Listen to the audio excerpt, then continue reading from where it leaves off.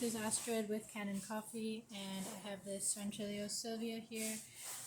It had a bad heating element in it, so I ended up changing the whole boiler. So here's the old one. So you can see the heating element is attached to the boiler, so I had to change the whole thing, and including some wiring that's just all burnt out. So I'm just going to do a quick test showing you that you can get, I had the steam on, so it's a little bit steamy. So let me just show you that. It's a little bit hot coming out. There's the steam. And we got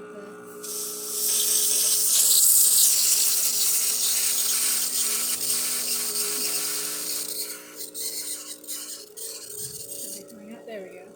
We got the hot water. And there you go. So if you like this video, please subscribe to the channel and hit the like. Thanks.